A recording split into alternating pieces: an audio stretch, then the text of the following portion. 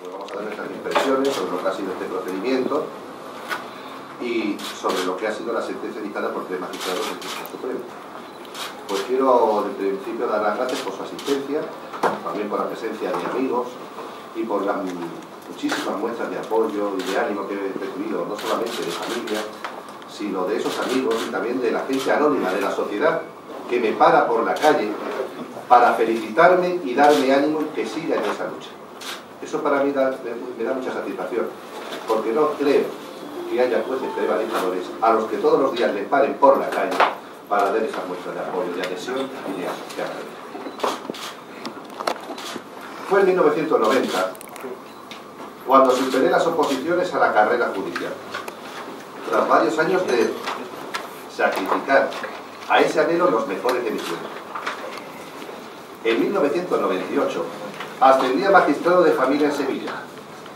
Siempre he desempeñado mi trabajo con rectitud y en conciencia, llevando con gran esfuerzo el juzgado al día y procurando defender y dar tutela a los intereses de los más débiles, especialmente los niños. Ahora, tras la resolución dictada por 3 magistrados del Tribunal Supremo, puedo afirmar que siento pena y desilusión, pero no solo por mí, sino por el Estado de Derecho y la propia justicia. Pues su politización y el sometimiento a la dictadura de lo políticamente correcto ha truncado con la garantía de independencia e imparcialidad de los jueces. Me han apartado de juez, pero no de la justicia, pues a partir de ahora ejerceré como abogado especialmente dedicado a defender la igualdad y el interés superior del menor. Mis sentimientos, por tanto, son ambivalentes, pues junto al dolor y el tormento familiar padecido, siento otro de liberación, pues prefiero ser un abogado libre a un juez esclavo del miedo y de la presión política. En cuanto a la sentencia de prevaricación, por la que he sido condenado, he de afirmar que se ha dado una vuelta de tuerca contra el principio de presunción de inocencia, puesto que se ha limitado a dar por probado lo que afirmaba la madre denunciante en su querella. Esos 3 magistrados dan por cierto lo que en otras ocasiones, como por ejemplo en el caso Marta Domínguez, se han considerado meras conjeturas, suposiciones, rumores, chismorreos y habladurías. Se da por probado lo que piensa una mujer de lo que ha podido pasar en un juzgado en que no se encontraba, en contra de lo declarado por todas las personas que sí estaban, incluido una fedataria pública y varios funcionarios. Esos 3 magistrados alteran los hechos declarados probados en la sentencia recurrida en contra del principio de invariabilidad de los mismos, como ha reiterado hasta la saciedad la doctrina del Tribunal Supremo, y ello a fin de justificar la prevaricación dolosa por la que me condeno. Sobre eso el letrado después también me hace referencia.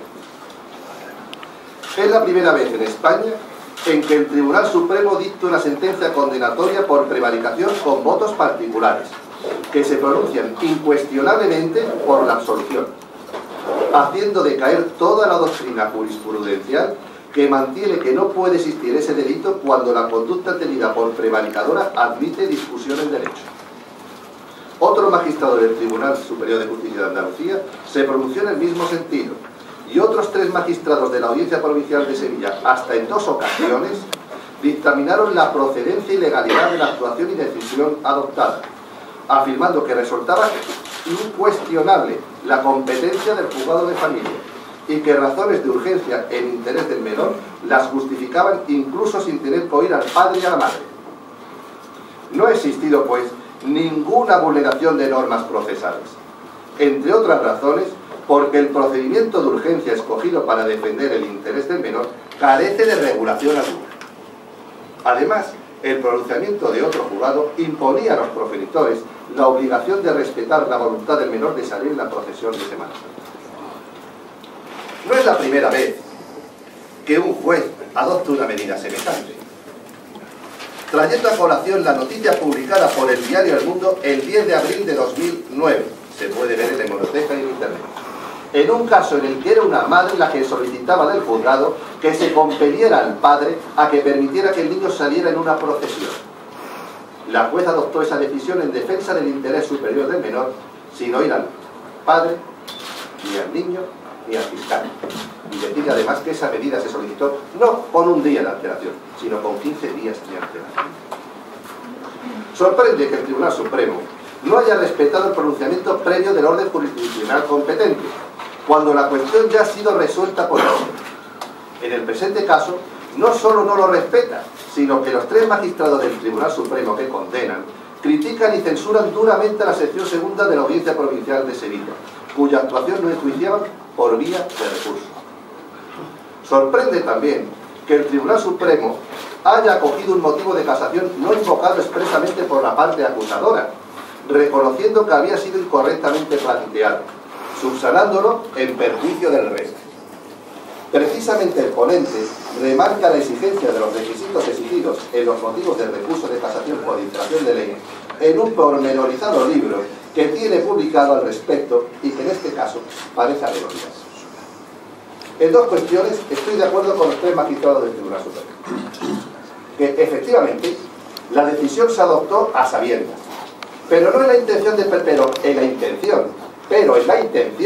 preservar el interés del menor, reconociendo el voto particular de los 2 magistrados disidentes, que no existía indicio alguno que pusiera en evidencia lo contrario. En cualquier caso, ningún interés personal o crematístico obtuve de ello, al margen de la satisfacción profesional de haber cumplido con mi obligación.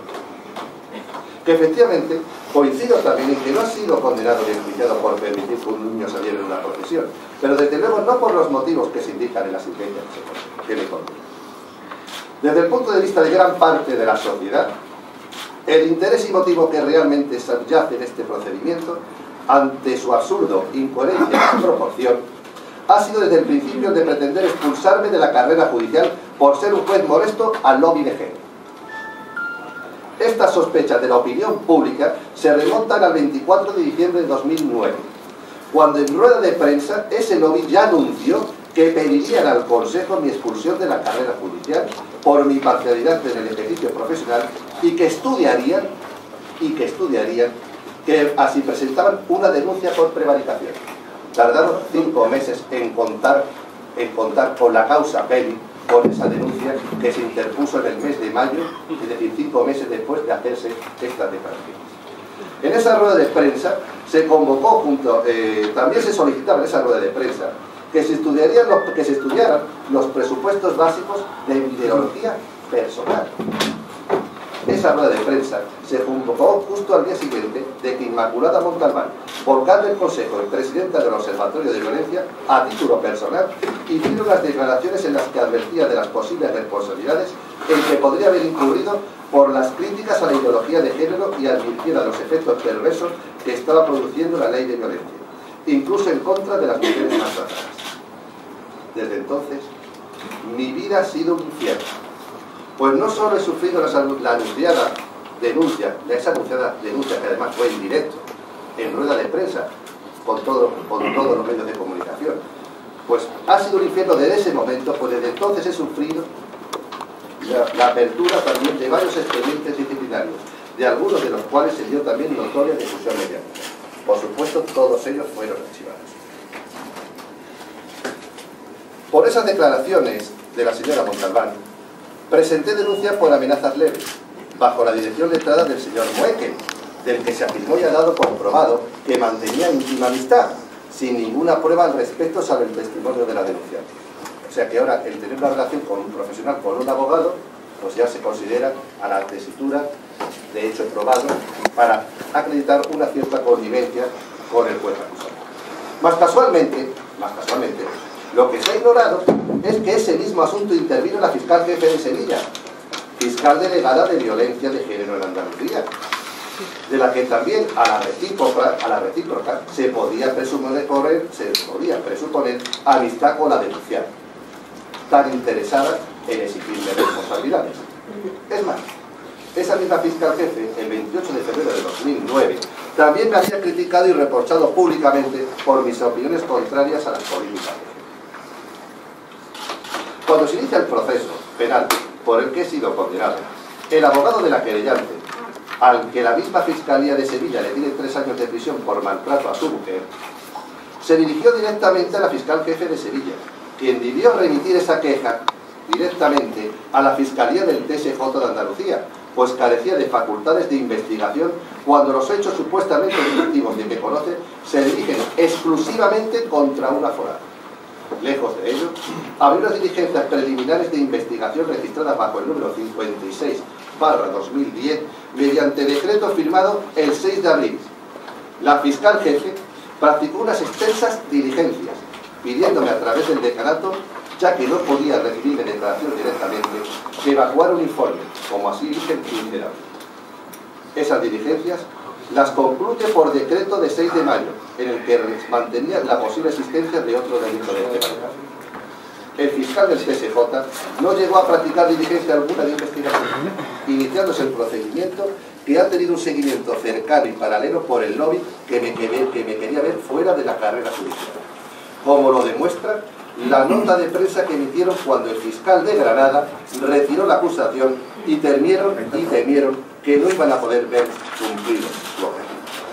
Esto es lo que tengo que declarar, sin perjuicio, que probablemente más adelante se tenga que también que contar más cosas sobre este asunto.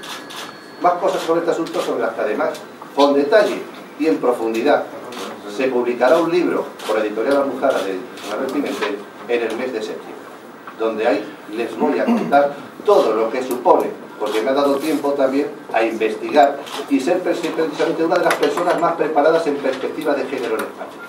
Y como soy una de las personas más preparadas en perspectiva de género en España, porque he estudiado toda su filosofía, todos sus orígenes y todas sus consecuencias, ese libro se va a publicar en el mes de septiembre, diciendo lo que es la dictadura, lo que está suponiendo la dictadura de género en España y las consecuencias que está teniendo para aquellos que se oponen a sus dogmas y a ese dogma. Muchas gracias. A continuación también el letrado les va a comentar sobre la nota de aclaratoria que ha emitido el Tribunal Supremo. Muy buenas tardes. Después de la exposición que ha hecho don Francisco acerca de... Perdón, aquí tienen la nota, también la he traído por escrito porque estoy interesado, ¿de acuerdo? Como decía, después de la exposición que ha hecho don Francisco respecto de su situación y de sus cuitas y cuestiones que le preocupan, al margen de que esta sentencia, como ustedes saben, ha acabado por la reclamación profesional de un magistrado de más de 21 años. La crítica a la sentencia, nosotros, los abogados, las hacemos mediante los oportunos recursos que la ley nos brinda, con lo cual cualquier cuestión que yo aquí expusiese sería más bien objeto de un recurso. Pero no obstante, la opinión pública tiene derecho a saber cuál es la postura que vamos a adoptar ante esta sentencia. Pero es que lo que nos llama poderosamente la atención es la primera vez que en 27 años de ejercicio profesional yo lo he visto, y no sé que pudiera haber existido, que un tribunal de cualquier orden jurisdiccional y de cualquier instancia emita una nota de prensa para aclarar la sentencia. Las sentencias tienen prevista su posible aclaración en la Ley Orgánica del Poder Judicial, es decir, cuando existe un concepto oscuro, un error manifiesto, un error aritmético, una cuestión a aclarar. La ley articula medios para que pueda subsanarse ese error.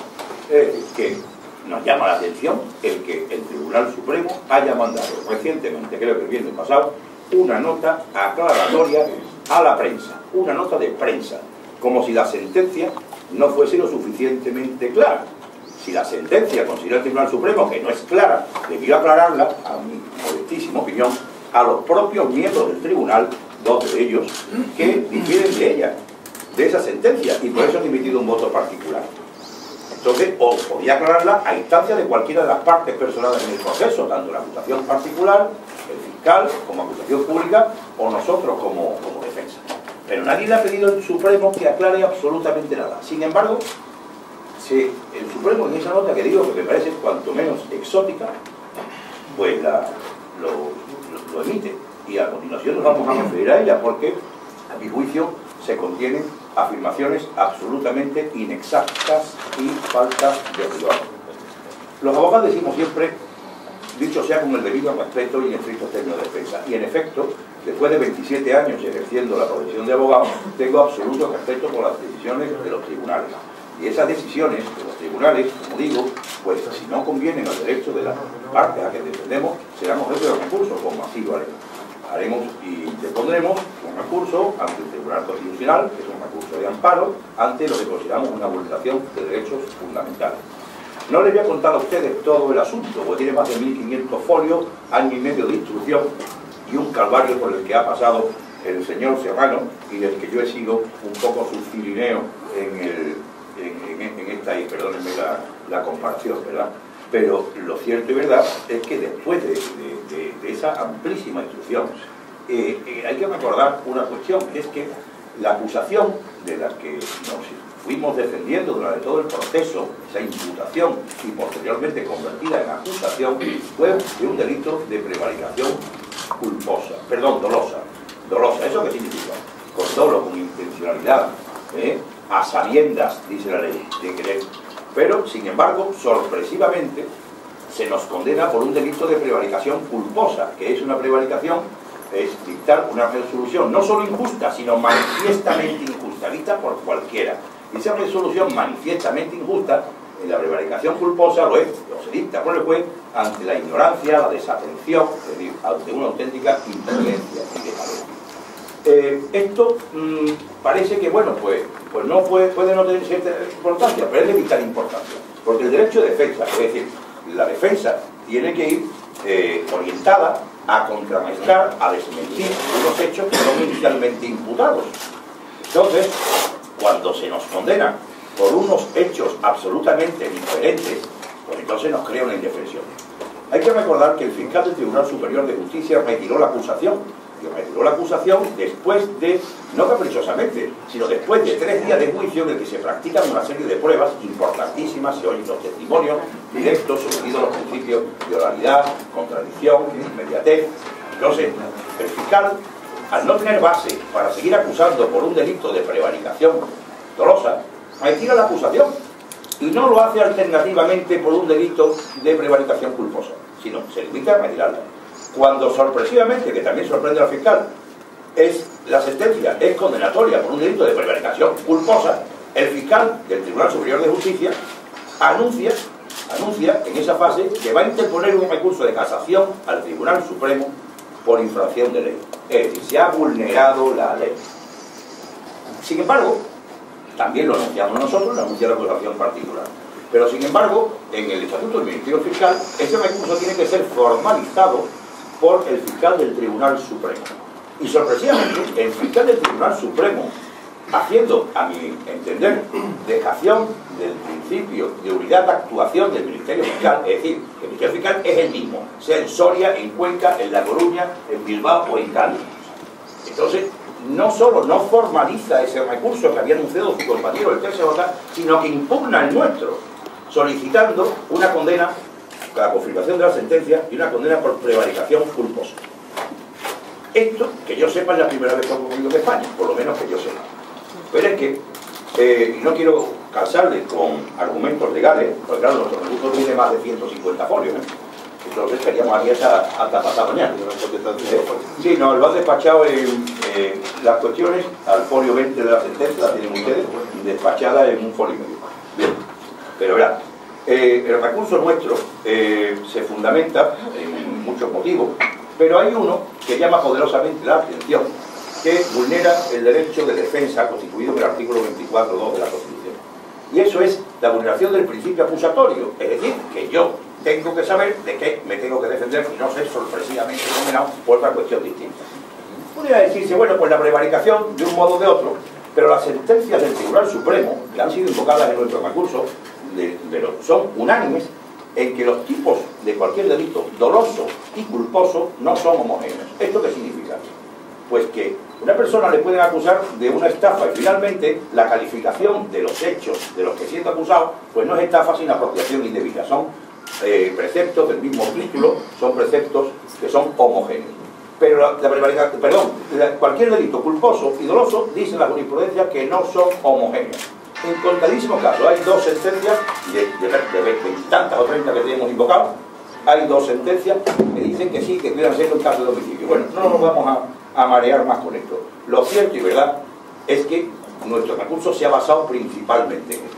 El fiscal interpone el recurso, mejor dicho, impugna nuestro recurso respecto de que interesa la confirmación de la sentencia por un delito de prevaricación culposa, y la acusación particular, en un escrito que pondré a su disposición para que también sea valorado por todos ustedes y por la opinión pública, con absoluta técnica casacional, sí, con absoluta técnica casacional, interesa una condena por prevaricación dolosa. Y no dice ni siquiera qué precepto penal ha sido infringido en la sentencia, lo cual es una cuestión de admisibilidad por parte del Tribunal Supremo. Oiga, ¿qué es lo que ha aplicado incorrectamente para poderme defender? Bueno, pues no lo dice. Se hace con el voto particular y la sentencia dice que el recurso adolece de algunas imprecisiones. La sentencia lo que hace, a mi juicio, es complementar, subsanar y el recurso incorrectamente planteado por la acusación, dando por probados, como a continuación veremos, hechos que la sentencia del Tribunal Superior de Justicia no da ni siquiera por probados. Esto es muy grave, porque como ha dicho don Francisco antes, existe un principio que es la inalterabilidad de los hechos probados. Es decir, todos podemos haberlo visto de cualquier manera y todos podemos interpretar lo que dijo o dejó de decir un testigo o lo que dice o no dice un documento. Pero lo cierto es que los hechos, el recurso de casación es un recurso que no es una apelación, una revisión sin más de la prueba. La prueba ha sido valorada por el tribunal. De hecho, la jurisprudencia habla de santidad de hechos probados. Es decir, que eso es inamovible. Entonces, con base en esos hechos probados que declara el Tribunal Superior de Justicia de Andalucía, se nos condena por una prevaricación judicial culposa. Pues ahora nos defendemos en este recurso atacamos la sentencia del Tribunal Superior de Justicia y decimos que no es un delito de prevaricación culposa. Y decimos que el recurso planteado por la acusación está mal planteado y nos defendemos. Sin embargo, como digo, terminamos siendo ahora condenados por una prevaricación dolosa mucho más gravemente penada. Quiero llamar la atención también de ustedes de un hecho, que ya cuando el Tribunal Superior de Justicia dicta su sentencia y condena al señor Serrano a la pena mínima del delito de prevaricación culposa, la pena mínima son 2 años, el tribunal recomienda, en base a lo que la ley también le autoriza, le recomienda que haga una solicitud, el propio tribunal hace una solicitud al gobierno de la nación para que sea indultado parcialmente y que la pena final sea de 6 meses en vez de 2 años. El Tribunal Supremo dice que ha impuesto la mínima al delito de prevaricación dolosa, 10 años, cierto, pero va de 10 a 20 años, podía haberlo incluso puesto más, podía haber esto hasta 20 años. Ha sido magnánimo en esto y ha puesto la pena mínima, 10 años solamente. Entonces, no hace ninguna alusión ni recomendación acerca de un indulto, lo cual no es una obligación, es una potestad que tiene el tribunal. Vamos a solicitar al tribunal que nos aclare si propondría o no propondría también esa posibilidad de indulto que no sé si de futuro mi cliente solicitará o no solicitará. De momento vamos a agotar la vía que la ley nos brinda, que es el recurso de amparo ante el Tribunal Constitucional, y resulta de esto, si Dios no quiera, nos hubiéramos obligado a llegar hasta el Tribunal de Derechos Humanos en nuestra pueblo, pero en fin, alguna vez se acabará la historia del niño nazareno. Bien, hay los comentarios, y no quiero ser demasiado extenso, pero ustedes tienen una nota de prensa que la Sala Segunda del Tribunal Supremo les puso a su disposición, y que no puedo quedarme quieto ni acallado, y podemos, ante esta circunstancia. Dice la nota de prensa: ante las informaciones aparecidas hemos de indicar que la sentencia dictada por esta sala no fundamenta la condena del acusado por un delito de prevaricación judicial dolosa en el hecho de que pospusiera la entrega del menor a uno de sus progenitores o porque permitiera la asistencia al mismo a un acto de carácter religioso. Los elementos fácticos en los que la sentencia indicada basa la condena se recogen en el fundamento derecho tercero, punto primero, y son en síntesis lo siguiente. El magistrado condenado conocía que otro juzgado tenía competencia sobre el asunto, al cual le había sido planteada la misma cuestión, sin que su decisión fuera del agrado del padre del menor. Pues bien, nosotros decimos eso, que en efecto conocía que nuestro juzgado tenía competencia sobre el asunto, y así lo hace constar en la resolución. Al juez le dan el auto de violencia de género número 4, donde se dice que los padres respetarán en todo caso la voluntad. Y es el juez, ejecutando y amparando lo que el juez de violencia número 4, que conocía el divorcio, hacía, amparó esa decisión, haciendo respetar la voluntad del niño, que, según el criterio del juez, y que yo comparto, estaba siendo puesto en cuestión por la madre. Su decisión la toma en base a razones de urgencia, y así lo dice la Audiencia Provincial de Sevilla en 2 ocasiones. Su competencia es incuestionable, dice la Audiencia Provincial de Sevilla. Competencia se puede cuestionar. Difícilmente se puede cuestionar. Me rectifica mi cliente. El señor Serrano es muy importante, porque esto sin más dicho aquí no, hay que ponerle una sentencia y darlo como hecho probado. Y ese hecho probado lo tiene que decir el Tribunal Superior de Justicia. Y en ningún lado de la sentencia se dice del Tribunal Superior de Justicia como hecho probado, se dice que el señor Serrano conociese que el abogado del padre hubiese hablado con el juez de violencia, y por tanto el señor Serrano desconocía si esa respuesta del juez de violencia era o no del agrado del padre.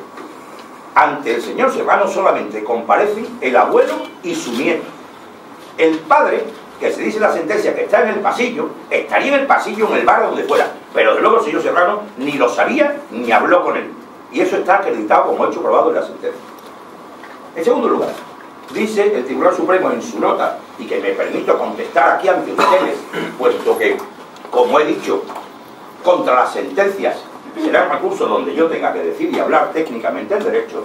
Sin embargo, ante ustedes, y si ustedes que han publicado, como no puede ser de otro modo, el contenido de esta nota, ello supone un gravísimo perjuicio para el honor del señor Serrano, porque se dicen cosas que no son ciertas, y los jueces se tienen que pronunciar en sentencia, y los jueces deben darle a las partes la oportunidad de contrarrestar, y si esto es una aclaración, ha debido de ponerse en mi conocimiento para poder argumentar o no, y es por eso por lo que estoy leyendo nuestra opinión o poniendo en conocimiento de ustedes acerca de esas cuestiones que no se encuentran en el proceso.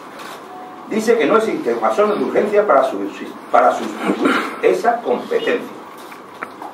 No les voy a leer el auto de la Audiencia Provincial, los 2 autos de la Audiencia Provincial de Sevilla, porque ustedes lo deben de tener, y si no, como son públicos, tienen acceso a ellos. Dice la Audiencia Provincial de Sevilla que tenía competencia, que había razones de urgencia y necesidad, y que se hizo para proteger el superior interés del menor, y que además el señor Serrano actuó correctamente. La Audiencia Provincial de Sevilla no es un juzgado sin más de un pueblo. La Audiencia Provincial de Sevilla, la sección segunda, está especializada en temas de familia, y no son menos importantes ni conocedores de derechosos magistrados que los magistrados que han condenado, los 3 magistrados que han condenado a mi cliente en este procedimiento. Dice también en esa aclaración a ustedes: el magistrado condenado asesora al letrado del progenitor para que formule una petición conforme al artículo 158 del Código Civil. No se dice los hechos probados tal cuestión. No habla nunca con el abogado del progenitor, que es el señor Moekel. Ni siquiera habla con el abogado del abuelo, que es otro señor. Y le dicen que vayan al decanato a hacer su solicitud. No asesora a ningún abogado. Incierto. Carente de rigor. No es cierto.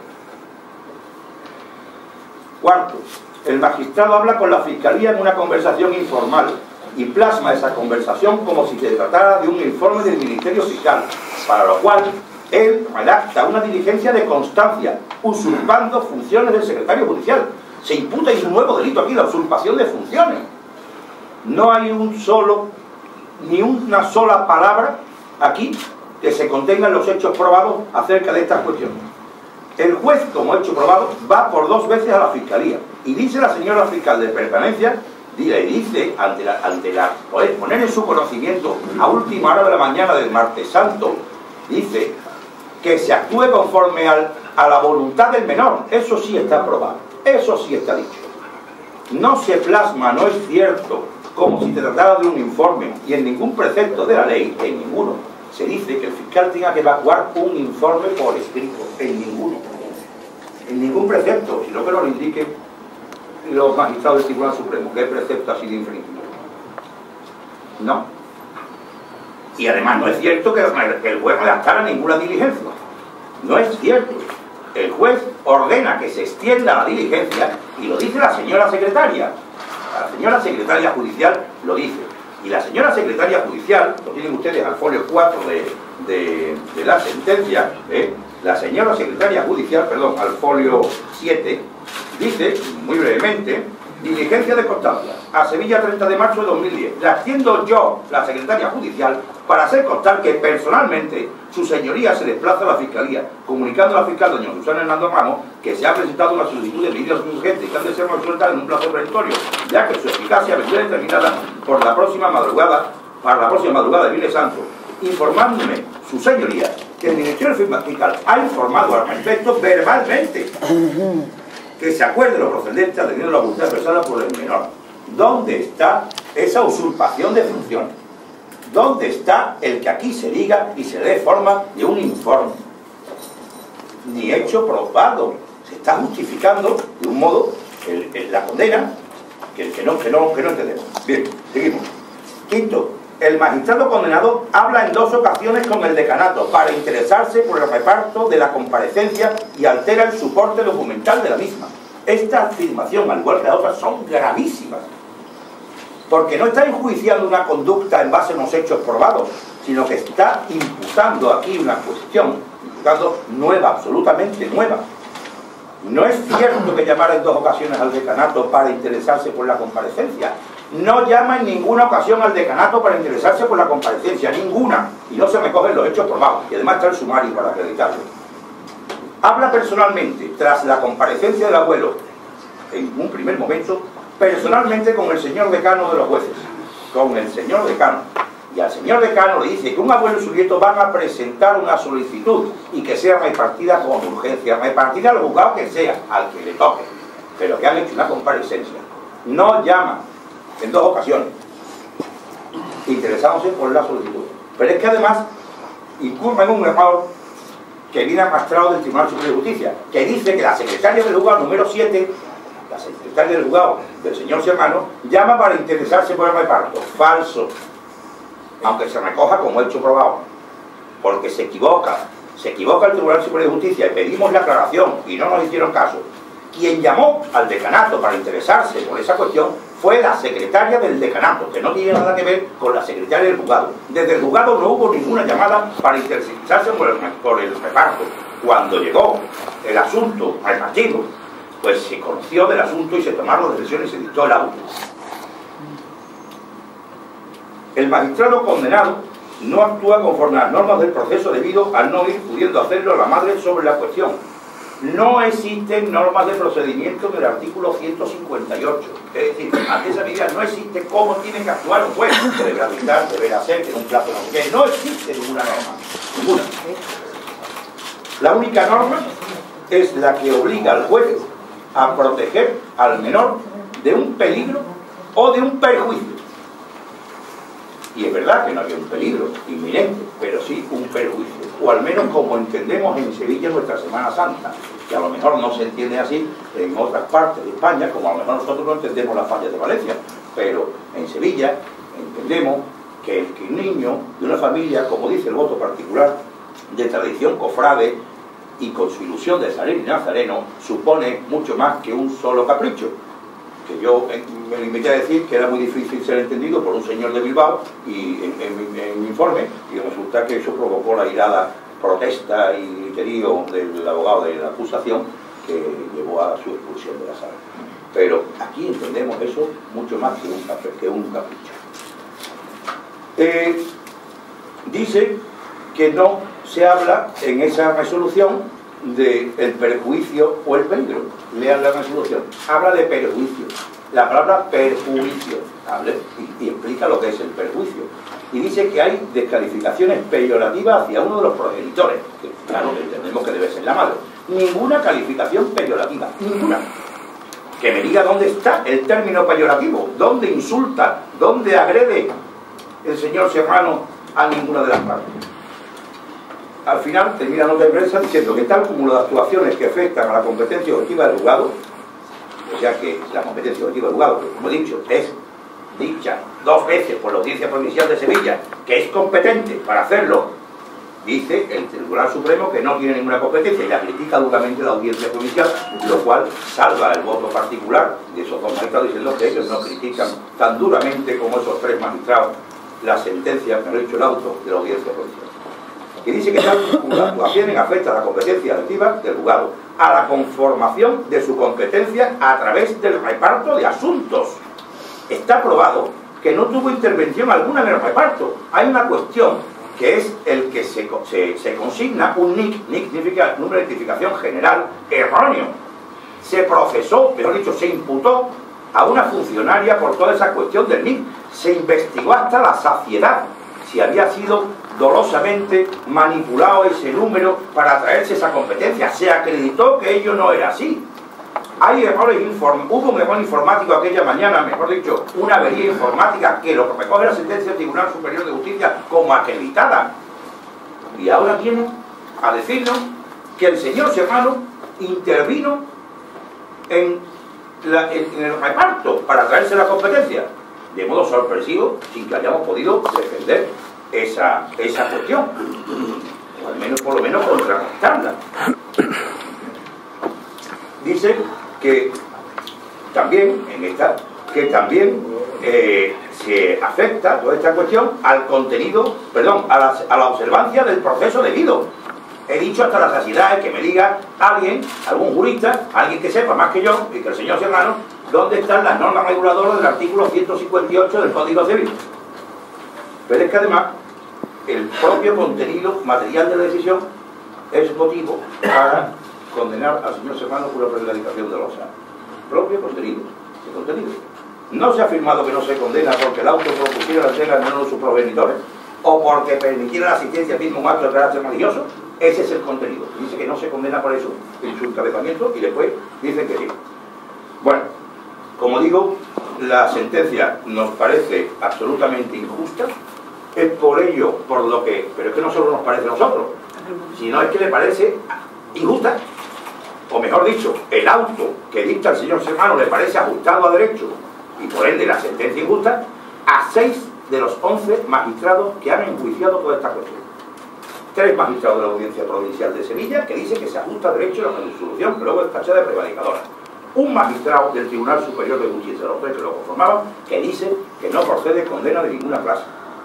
Y 2 magistrados del Tribunal Supremo que dicen que no debió condenarse al señor Serrano. Es decir, aunque hayamos perdido el asunto, de momento, pues parece que por número vamos ganando.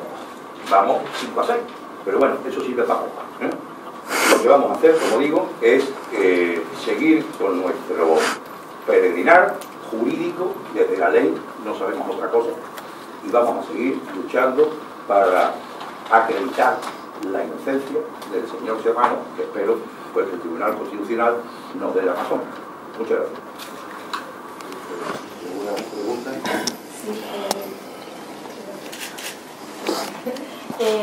Sí, preguntarle, van a recurrir al Constitucional y decían que esa nota de prensa vulneraba su derecho al honor. ¿Van a recurrir también al mismo tiempo o van a hacer...? Nosotros simplemente vamos a dejar dicho hoy que vamos a ejercitar la acción ante el Tribunal Constitucional, porque eso es lo que procede el derecho, incluso no hacer recursos en ese sentido. Y en cuanto a otro tipo de cualquier acción o cualquier otra actuación, desde luego no vamos a hacer ningún comentario, nos lo reservamos, sin perjuicio de que si se sostiene la relación contra cualquiera de las actuaciones que consideramos en el procedimiento, pues se harán públicos en su día. Pero desde luego hoy no se va a hacer nada más que comentar, en lo que se va a interponer va a ser el recurso de amparo de activación. ¿Quién está detrás de todo esto para haber logrado expulsar de la carrera judicial a Julio Serrano? ¿Qué intereses hay? Esa respuesta no la voy a dar yo, la sociedad creo que la tiene. Bueno, pero usted ha dicho que esto es fruto de la presión del lobby de género, ¿no? ¿Usted cree que esto es una vendetta corporativa a su trayectoria? Ya, la cuestión es que se anunció públicamente en esa rueda de prensa del 24 de diciembre. Expresamente se anunció que había que expulsarme de la carrera judicial por mi pensamiento desviado en materia de ideología de género. No es que me lo estoy yo inventando, eso es público y notorio. Y que hoy, después de 2 años, no llega, eso fue en el 2009, pues de casi más de 2 años, ahora mismo estoy expulsado de la carrera judicial. Por decir que un niño salga en una procesión y esté un día y medio más con su padre. Desde el momento en que yo hice críticas que además yo quería que fueran constructivas a las políticas de género que están perjudicando gravemente a la familia, y que yo tengo conocimiento por mi conocimiento directo en esta materia desde hace ya muchísimos años. Desde entonces ya he dicho que he sufrido 6 denuncias para expediente disciplinario del Consejo General del Poder Judicial, y estas 6 denuncias están archivadas. Y ya cuando hice esas declaraciones en El Mundo, que fueron las que tuvieron trascendencia mediática, expresamente en todos los foros públicos en internet, se dijo que este juez estaba acabado porque se ha metido con el lobby feminista. Se dijo pública y notoriamente. Cada uno que saque sus consecuencias, porque hoy no voy a hacer valoraciones subjetivas, sino de dar conocimiento de hechos objetivos y además todos acreditados documentales. ¿Usted volvería a actuar tal como lo hizo paso a paso y tal, o consideraba en cierta forma que ha podido...? Totalmente. Lo hubiera hecho totalmente porque era mi obligación. Además con las dificultades que se han dicho hoy aquí. Porque claro, estamos hablando de un martes santo a última hora, cuando ya no había prácticamente personal en los juzgados, cuando el horario además de audiencia en la Semana Santa es distinto porque los juzgados cierran a las 2 de la tarde, pues le puedo asegurar que el único juez que estaba trabajando a las 2:30 con funcionarios era yo en Sevilla, aparte del juzgado de guardia que cobra guardia. El único que estaba trabajando a esa hora era yo, para dar tutela efectiva a un menor que me lo había solicitado. Entonces, la respuesta a esa pregunta, con todas las dificultades que entrañaba también por el sistema informático, que está acreditado que no funcionaba el sistema informático, que tuvimos que trabajar directamente en Word para poder dictar una resolución, aun superando todas esas dificultades, yo hubiera vuelto a actuar de la misma forma. Lo cual pone también en jaque y me hubiera supuesto a mí una situación bastante controvertida de seguir siendo juez.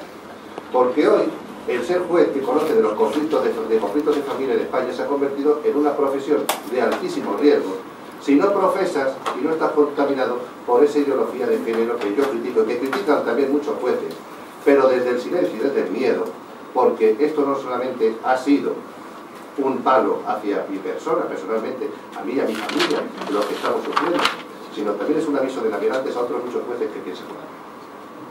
Y esos son los que siguen estando en situación de riesgo. Y como yo hubiera vuelto a actuar de esta forma en protección de un niño sin preferencia, sin que prevaleciera ni el padre ni la madre, porque yo siempre intento que prevalezca el interés de los niños, sin hacer prevalecer el interés del padre y de la madre, pues resulta que esto se puede convertir en una profesión de alto riesgo cuando está sometido al ojo vigilante de esa dictadura que yo critico. De hecho, usted ha citado que ha sido muestras de solidaridad, ¿no? Pero hay privadas, yo no las conozco públicas al menos. ¿Se puede revelar algunas de esas muestras de solidaridad o espera que algún estamento judicial lo haga público? Metas en internet y lo vea y simplemente por ir por la calle. Muchas veces las muestras las que se parecen más son las de la intimidad. Son las de la intimidad. Aparte que muestras públicas las ha habido ya en ocasiones anteriores y probablemente también se estaba a la espera de que yo, por respeto, fuera el primero que me pronunciara una vez analizada la sentencia. Pero de todas formas, el problema es que los jueces no pueden pronunciarse sobre estas cuestiones. ¿Por qué? Porque lo primero que tienen que hacer los jueces, les guste o no, es respetar las decisiones judiciales. Acatarlas, les guste o no. Y desde luego públicamente no van a decir los jueces que no están de acuerdo con una sentencia, aunque consideren que es manifiestamente injusta. Ahora, que apoyo de los jueces, la intranet de los jueces, arde precisamente en crítica y en apoyo, en críticas a la sentencia y en apoyo a lo que consideran que ha sido un compañero injustísimamente tratado. Es ahí donde pueden hablar los jueces. aparte de las muestras de cariño y de adhesión que he recibido de muchísimos compañeros, y especialmente de mis compañeros del Foro Judicial Independiente, que ellos sí se han pronunciado públicamente para darme esa cosa. ¿Se esperaba esa condena del Supremo o alguien le comentaba que había voto particular, se estaba retrasando el pronunciamiento, le estaba llegando de Madrid a los Es que yo cuando ya el hecho de que te estés diciendo de que puede haber votos particulares en una sentencia por prevaricación, yo no lo entendí. ¿Por qué? Porque por prevaricación, como acabo de decir, no cabe que una resolución que se está discutiendo o una actuación procesal como que se está discutiendo pueda haber votos particulares. ¿Por qué no puede haber votos particulares? Porque falta el elemento objetivo del delito. ¿Por qué? Porque para que sea una prevaricación tiene que ser que esa decisión que se adopta, que esa actuación que se adopta, que se sigue, no tenga ninguna justificación ni que sea discutible en derecho al asunto. Si 3 magistrados dicen una cosa y 2 magistrados dicen lo contrario, no puede haber delito. A mí me pueden acusar, por ejemplo, de tráfico de drogas. ¿Por qué? Pues porque, hombre, hay quien dice, sin probarlo, que yo me junto con traficantes y estoy a favor de la droga. Eso sin probarlo, porque lo dice. Y resulta que aprovechando que voy a Colombia, me cogen con una sustancia blanca en la maleta y me dicen que es un polvo de talco, porque a mí me sudan las manos. Pues a usted lo vamos a procesar, hombre, porque hay quien dice que usted trafica con droga. Pero ustedes son mentiras, da igual. Analicen esa sustancia. Y después de analizar la sustancia del Instituto de Toxicología, resulta que dicen que es polvo de talco. Y así todo, te condenan porque hay quien dice que te juntas con traficantes y además eres partidario de la droga. Si falta el elemento, que digo, de un delito, no se puede condenar por ningún delito. Es una cuestión básica de derecho. No hace falta que entremos en la cuestión.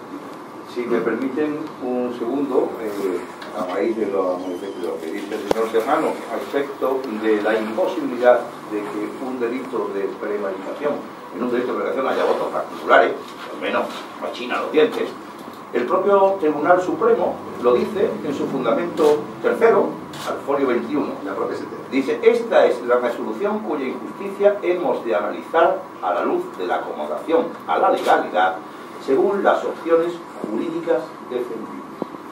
Y tiene dicho en sentencias anteriores el Tribunal Supremo hasta la saciedad que no existe prevaricación cuando exista una postura jurídicamente defendible a la que entre distintas opiniones. Es decir, que la prevaricación tiene que ser, como dice el Tribunal Supremo, notoria, patente, clamorosa, evidente. Es decir, cuando exista otra posibilidad de opción, pues no hay prevaricación. Y lo dice el propio Supremo. Finalmente, el propio ponente Martínez Arrieta, si es más lejos, en la sentencia de absolutoria de Gardón, en el caso del franquismo, en esa misma sentencia se decía precisamente esa doctrina. ¿Quién puede estar contento con esta sentencia, además de la madre o la propia Fiscalía del Tribunal Supremo? ¿La Fiscalía del Tribunal Supremo? ¿Por qué? Si la Fiscalía del Tribunal Supremo no ha aceptado un delito de prevaricación, por el Ministerio Fiscal, por el cambio del criterio de la Constitución. ¿Quién puede estar contento finalmente con esta resolución? Por supuesto, el lobby de Figueroa. Eso seguro que han brindado por champán, como se ha dicho. Están brindando con champán como los de Ferrer. Eso no me cabe la menor duda.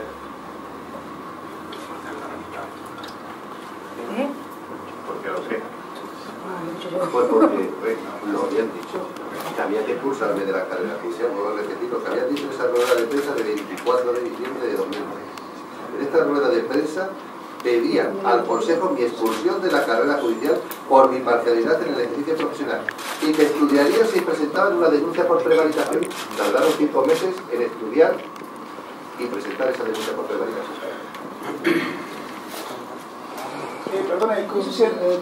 Personalmente se le ve muy entero, se le ve muy seguro, es un momento muy importante en su vida. Que ha sido apartado de la carrera judicial. ¿Cómo se siente? ¿Qué tal? Es muy duro. Realmente yo tengo una ventaja a lo mejor sobre las personas sobre otras personas, que es que yo tengo una gran fe. Yo desde luego tengo una confianza total en lo que es la providencia divina y me abandono y me confío en Dios. Y también mi familia. Y yo estoy convencido de que en este momento, pese al sufrimiento que estamos pasando, Dios no abandona. Soy muy creyente. Y eso te ampara y te da muchísimas fuerzas y te fortalece en momentos de situaciones personales trágicas como estas, donde además tengo el apoyo de mis amigos, de mi familia, de mis hijas y de mi esposa. Lo estamos hechos una piña familiar. Lo estamos pasando rematadamente mal. Pero ya he dicho antes que prefiero ser un abogado que ejerce libremente la abogacía para proteger y defenderlos en la igualdad y los intereses de los niños, que ser un juez esclavo de ellos. Ha dicho usted que es creyente. ¿Pertenece usted también a alguna cofradía? Pues sí. También pertenezco a una cofradía.